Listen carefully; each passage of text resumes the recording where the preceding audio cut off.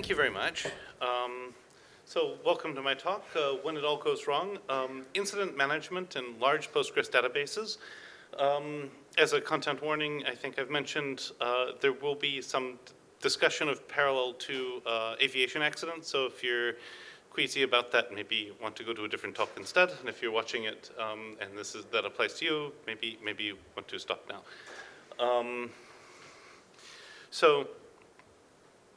In terms of this picture, we'll get back to it. This is a picture of United 232 coming in for the infamous crash landing in Sioux City, Iowa in, I believe it was 1989.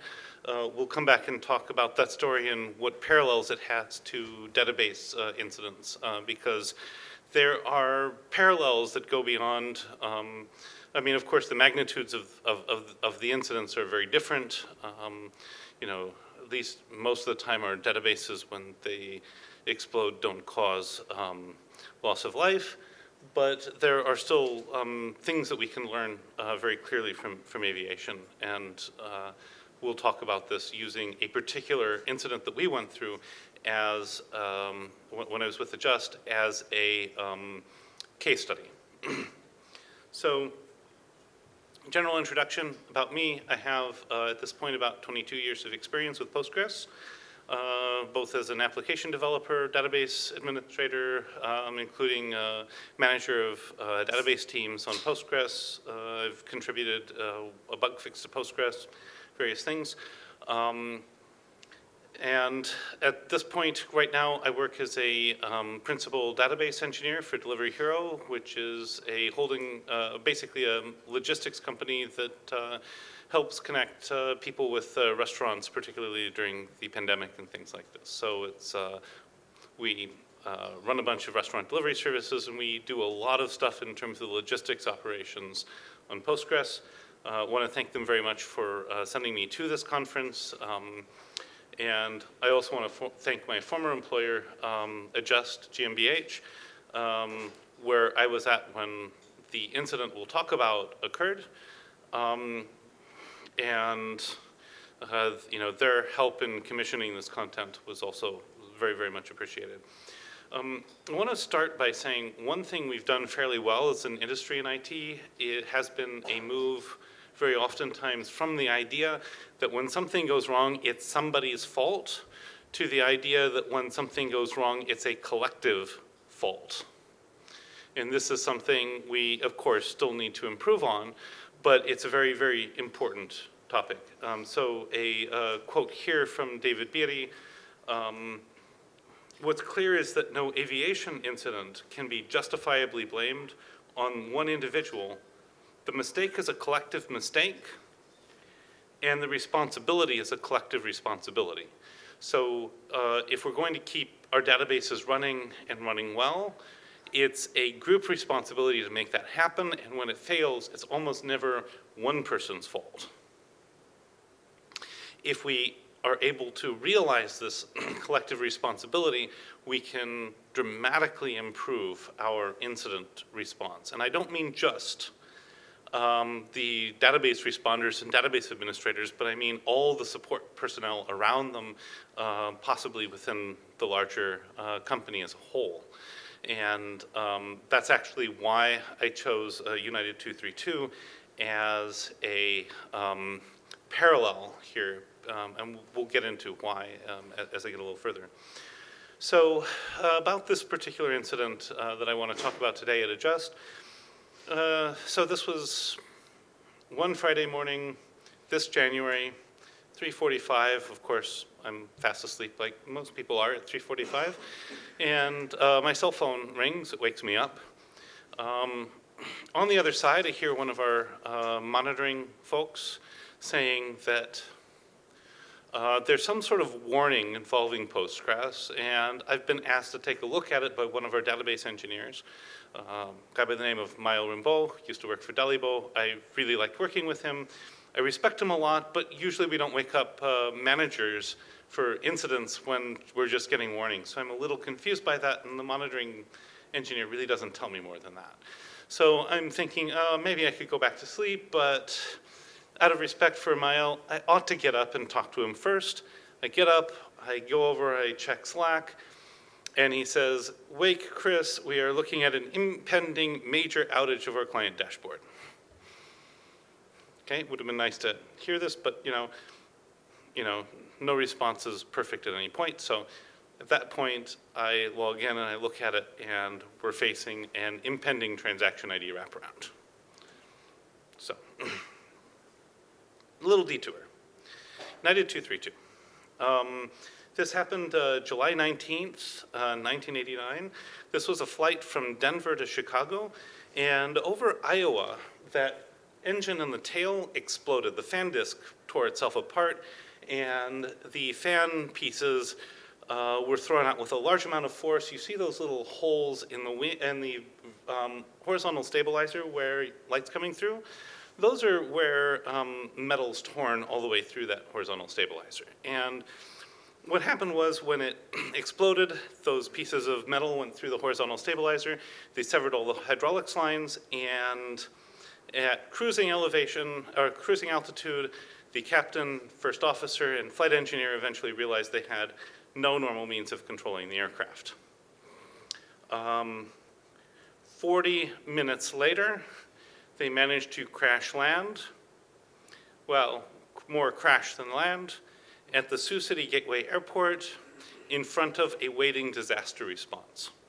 And while we shouldn't minimize the fact that 111 people lost their lives in that very serious incident, it's one of the top 10 serious aviation incidents on American soil, the fact that 185 people survived the accident was a testament not only to the ingenuity and skill of the pilot and the flight crew, but also of all of the first responders, the firefighters, the Air National Guard, and everybody else that was actually involved in responding. I'm going to go over why this was so important. So 40 minutes is a long time when you're faced with that sort of crisis. In our case, we had more like 3 hours, but we were, again, facing a very imminent loss of service. Again, not a loss of life, but it was, there's some parallels there. Now, 2 years after that accident, the captain of that airplane, Captain Al Haynes, was giving a lecture to NASA, and he mentioned basically what he saw as 5 factors that made that disaster as survivable as it was. The first, he said, was luck, although he did say, we all have our belief systems, and in order to respect each other's, let's just call that luck for conversational purposes. He also said communication, response, execution, and cooperation. In other words, how we work together in this environment basically is what made this particular accident in aviation so survivable. And he particularly talked about the responses on the ground, and I'm going to explain why this is so relevant to our incidents in IT, particularly relating to databases here. But one thing that's necessary here to recognize is that they had a lot of luck. Hospitals were able to be double shifted. Everybody was prepared on the fire side. So a bunch of fire departments were at that airport at that point. The Air National Guard happened to be on duty that day, so they went to the airport. And as a result, there were a lot of rescuers there when they finally hit the ground. Things you might not know. I've mentioned that the crew resource management that Al Haynes was talking about wasn't just a cockpit thing. He was also including communication with the ground and all these other sorts of things. I've mentioned the ground response was really well organized and so forth. But I want to get back to our incident that we faced and why we took this as a cue to try to learn what we could from aviation in improving our own incident response. Now, here I assume most people have a pretty good idea of how Postgres works. We know that databases provide a guarantee that when you send in a query, you'll get back an internally consistent response. And Postgres does this, of course, by copy on write every time we update a row. We use transaction IDs for determining what we can respond to and what we can't.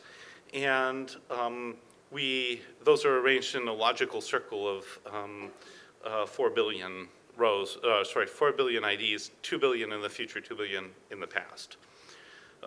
Cleanup, which we call vacuum, rotates that circle. And if you overrun the circle, then suddenly past becomes future and your data disappears. It's a really bad thing. Postgres, of course, protects you from that by shutting down. In our particular case, one of these vacuum processes had stalled for 8 days, and because this database hadn't been very problematic for a long time, we didn't have some of the monitoring in place that we should have had, or it wasn't working, and nobody noticed. We were down to less than, I think, 10 billion, of course, transaction IDs when the warning started. When I looked at it, we calculated we had about 3 hours before the database would shut down. And this is the most visible database from a customer perspective at Adjust. So if that goes down, customers can't see their data, they get nervous, they wonder if we're actually processing things. Bad thing. So that's what happened. So now I'm going to get to our response, but first I will talk about the factors that we had to work with. The timing of the incident was actually a really positive thing. The warning started at about 1 a.m. UTC, and we happened to have a database engineer in Japan who was waking up, checked his email, happened to see the warnings coming in on cron, and realized that they meant something really bad and got them to call me. Another thing that was really advantageous in our case was that this happened on Friday. And this was because Friday is the day that people use this the least. And we have the whole weekend when we don't even offer a guarantee that the dashboard's up on the weekend, even though we try.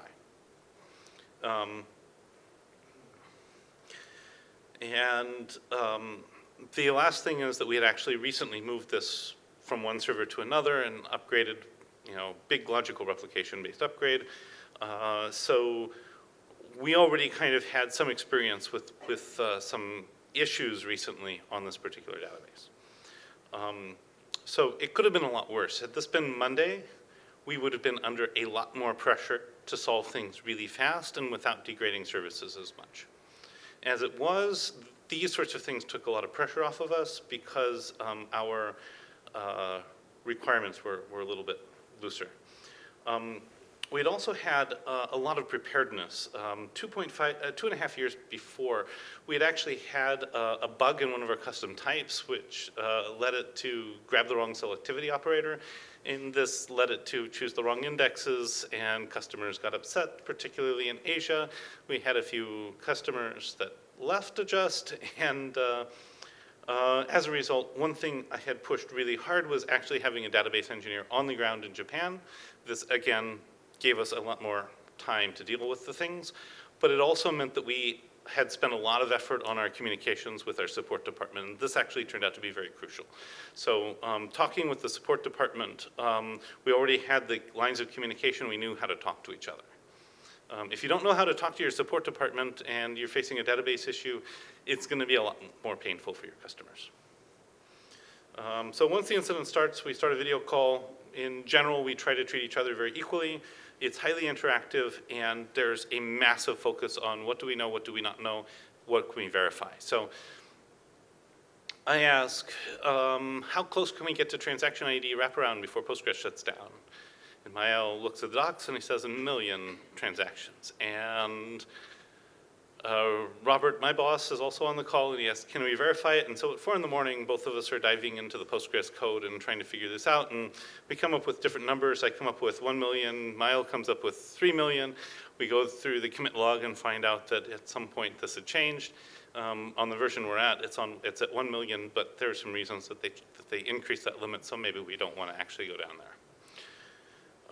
So this is the sort of thing that would happen. it was actually really, really helpful to flag what we know, what we don't know, and to build our response around that.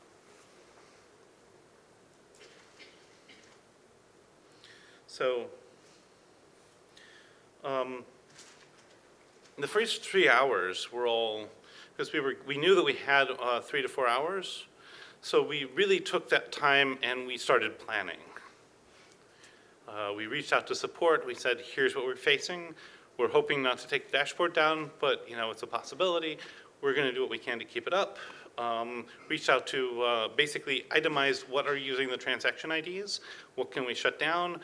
If we shut them down, what will happen? We started calling developers saying, I need an impact statement if we do these things. And so explaining it to all the developer teams, this is what we're facing, this is what we'd like to do. We want to get your feedback on it so we don't shut something down and make a bigger problem. And that was basically what we spent the first 3 hours doing. Now, a few teams we didn't reach out to well enough, and that led to problems later, but every area where we reached out and we effectively communicated, that strong communication led through the entire incident. Those areas where we had weak communication, we never recovered from.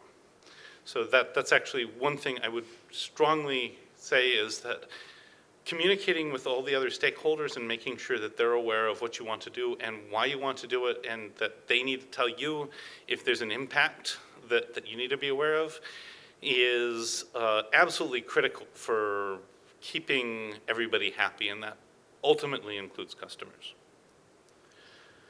The next 3 hours were basically spent on executing that plan. So we knew what we were going to do. We had a bunch of services we were going to shut down because they were using most of the transaction IDs, and we were hoping that if we shut those down, we could keep enough of a margin that the dashboard would stay up for the whole incident. So if we were hoping that if we did that, we would not lose the dashboard. Now, one of the things was that because we'd reached out to all the other dev teams, they actually started talking with support, and when things started going weird for customers, they started answering, oh yes, this is why, because they shut down this, and now this one little functionality on the dashboard's not working, and it's fine, just don't worry about it, it'll fill in later. And that took a lot of load off of us, and it meant that as a team and as a company, we were starting to coordinate together, that the support people could inform the customers of what to expect, the developers could explain weird behavior to the support people, and those of us working on the response could primarily focus on bringing it up. And by the way, learned a whole lot of things about how vacuum works that I had not known before. Like, if you have a large enough table and there's enough vacuuming to be done, it will actually run many cycles before it completes. Then once we really got through the first 3 hours of our execution, then we got into basically the most boring emergency of all time. Basically 36 hours of waiting and making sure nothing blew up or fell over. We had to have somebody paying attention just because, if one of those services starts up and starts using up lots of transaction IDs, everything would go down really fast. But this was a high-risk time, but it was also a time when we actually didn't have to do anything. So Friday went by, half of Saturday went by before we were able to start recovering. And once we started recovering, we brought backup services. We tweaked them so that they would fill in the data that wasn't being loaded into the dashboard at that point as fast. Then we could make sure everything was in. We had a bunch of communication slips here, but they were always with the developer teams where we didn't set out to establish really good communications at the beginning. So if we had good communication at the beginning, we had good communication at the end. If we had bad communication at the beginning, then we had bad communication at the end, and then had trouble with, explaining to customers why things didn't work because, certain things slipped. So on the retrospective side, we had several shortcomings. There were, of course, monitoring gaps I've already mentioned. We should have been able to catch that we were hitting this transaction ID wraparound point before it happened, or long before it happened. So during those 36 hours, one of the things we did was we fixed our monitoring. Actually, I did that during I think, within the first 4 hours, because I wanted some advance warning if things started going south badly. Some stakeholders at the very beginning weren't given enough information. They ended up not being able to contribute and help out well enough. Their reactions to what we were doing weren't great. And that was because we didn't reach out to them well enough early on when we were trying to make sure everybody was informed. So one of the things we learned is, at the end, one of the things you do is you contact the leads, you say, go back and brief your teams, because, they need to know what's going on. And another thing was, we didn't have our priorities really clearly set out before we hit the incident. We didn't really think about what are the top priority services and what happens, what are our tolerance to shutting things down. And as a result, everything had to be made up as we were there. If we had had some study and some work on that area before, we would have had a much clearer path, and it would have been a lot less stressful for everybody. So that's another thing, is that going through and saying these things are more important than these things. Yes, we want to keep everything up all the time, but if we have to choose, here are the things that are more important than the other things. That's something that's really helpful. Major improvements that we took out of this were that we saw the benefits of a lot of our disaster preparedness work that we had been doing. We worked on improving that, but then we took it a step further, and we went out and we reached out to a company that delivers training to airline pilots for crew resource management, and we said, please come in and teach us better practices for communication, coordination, and human error management, so that we can do better. And that was actually a really useful training. Bunch of us took it, and we did see a drop in, say, missed escalations and poor communication and things like that during other incidents following. As I say, this particular incident went really, really well, all things considered, but we had several other incidents in the prior couple of months on a different side of the operations teams that had some other problems on them. Our overall assessment was, no incident response is perfect. We don't like to be an incident, and once they do, we're going to make mistakes, because we're out of that point where we can manage threats, and now we're in the point where we have to manage undesired states. And once you're in that point, there's a lot of errors that happen, but we're pretty happy with the fact that we felt like this was handled really, really well on the whole. And it really shows the importance of communication, planning, preparedness, all these sorts of things, and making sure that stakeholders get involved or are involved early in understanding the implication and what you're going to do about it, so that they have an opportunity to say, yes, that's a great idea. No, that's a terrible idea. And now that they're invested in it, they can actually be part of the response. So on that day, we moved forward pretty well as a company. I want to say, particularly the other responders, the development teams that helped out. Our support department was awesome. I mean, you can imagine being somebody who's having to communicate with customers, and they say, hey, these things aren't working, and you go, yeah, we know, we're having issues, and we don't know how long it's going to take. But being able to say, we're not going to lose the dashboard. Yes, you're going to see this information, but this other information won't be updated, and that sort of thing. Very, very, very, very strong thank you to them. The management largely kept out of our way, which is a really strong piece of support. I omitted half of this line here. Both adjust and delivery. So adjust, we started really pushing the at Adjust, we started really pushing the crew resource management side. I've been starting to push it at Delivery Hero. I really believe that getting those pieces in place where we can reason about human errors, where we are able to spot maybe differences in our mental models with those other people on the response team, and challenge each other when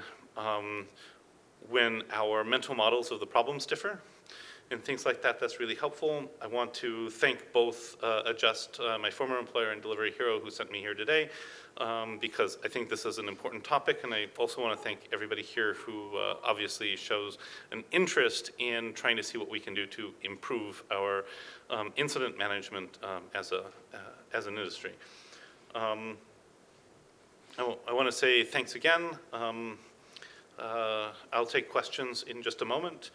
I just want to leave with this one quote, again, from David Beatty. This book, by the way, is really awesome, especially if you're not squeamish about aircraft accidents. But I think it's very true, and at least in our experiences of trying to get this sort of training, it very much matches, and that's that now human factor studies should spread from aviation to all other forms of transport, to other trades, professions, and ways of life. What is discovered in the aviation context has value and meaning for anything mankind undertakes. In other words, any of our group activities, we're going to possibly make mistakes. We will possibly have systemic problems, and the sorts of understandings of human errors and human collaboration in possibly high stakes or stressful environments is really, really, really, really helpful. So now we'll take questions. Yes.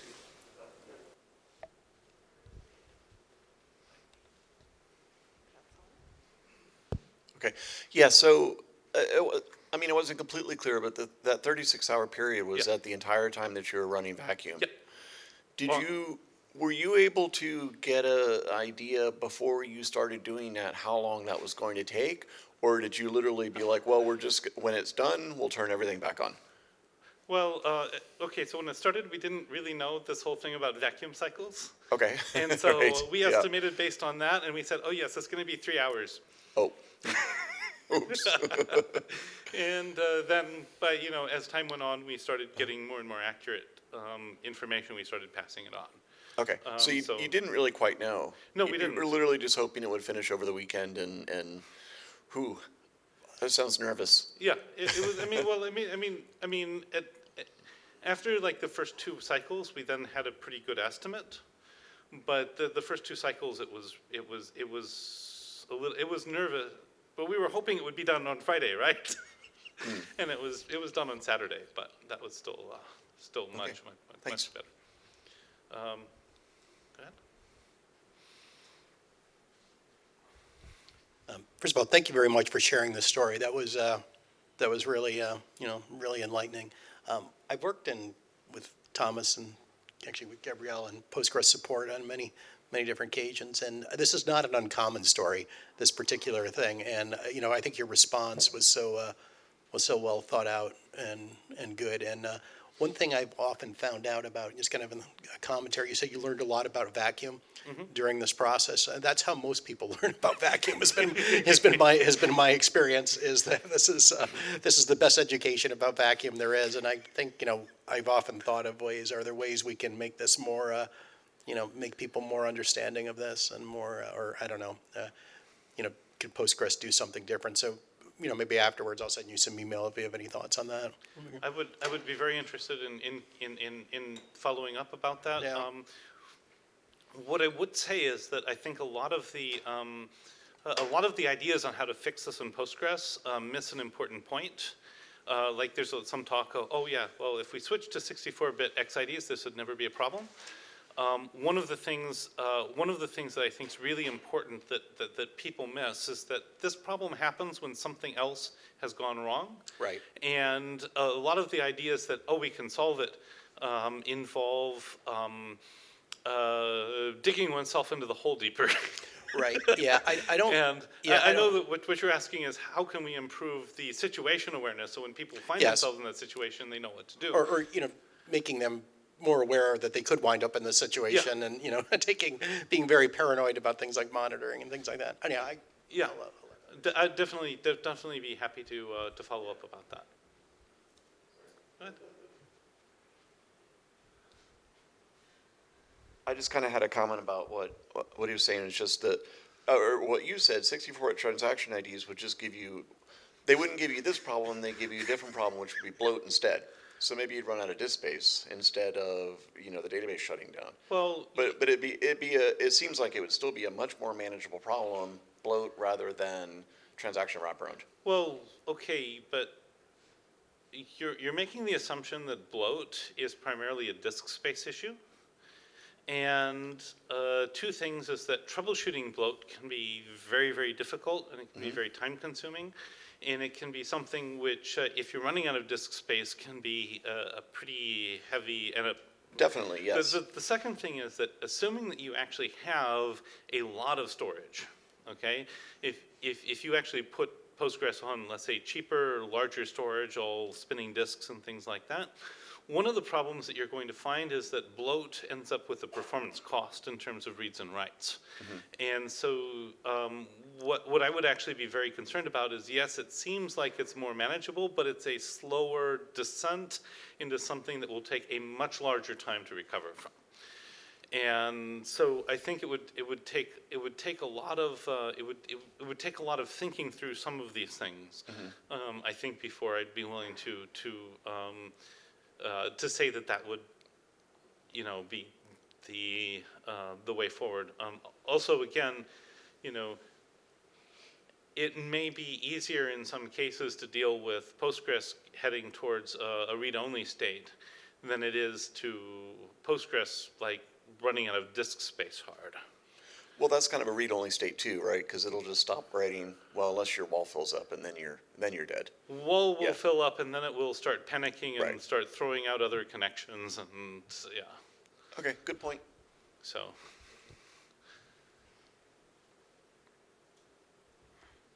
Any other questions or this one? Yeah, I guess just wondering if you have suggestions for where to start with crew resource management and coming from, like a software and database side.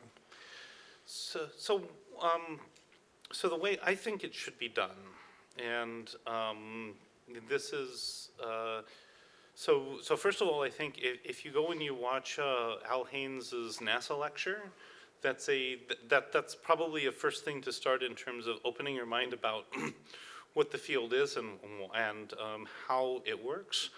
The second thing is there are a number of aviation-oriented companies that now have experience pushing crew resource management into other fields, in particular medicine.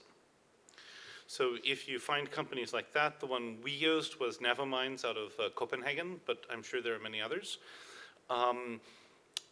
They can put together courses. Now, those courses are very helpful, but there is one thing that is absolutely missing from any possible course, and that is that crew resource management has to be an organizational path and an organizational commitment. It's not merely a set of skills that are taught. And so figuring out how to implement it as an organization is something that I think I'm still kind of feeling my way through. I don't have a complete solution on that part yet. But I think that some of these companies may also have some insight into how to do that. I think that it involves, to some extent, getting buy-off into management levels, at least into the middle management realm. If you can do that, because then if they have some understanding of what you're trying to do, then they can be a part of the solution rather than okay, well, we spent money on this, so now problem should be solved. while, neither hospitals nor airlines really can do it that way. There has to be a whole organizational commitment to make sure that, we do make sure that we're supporting each other and that we're communicating in emergencies, that we know how to do it, we know how to train each other to do it, and that sort of thing. And that's a hard thing. There's another paper on ResearchGate. I can't quite remember the author, but it tries to provide a conceptual framework for crew resource management well outside the aviation context. Of course, if you follow up with me, I'll send you a link to that paper. All right, thank you. Ed?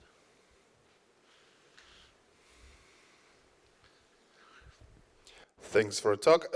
My question is, well, you said that you've been prepared to the situation, you learn about incidents and some kind of stuff.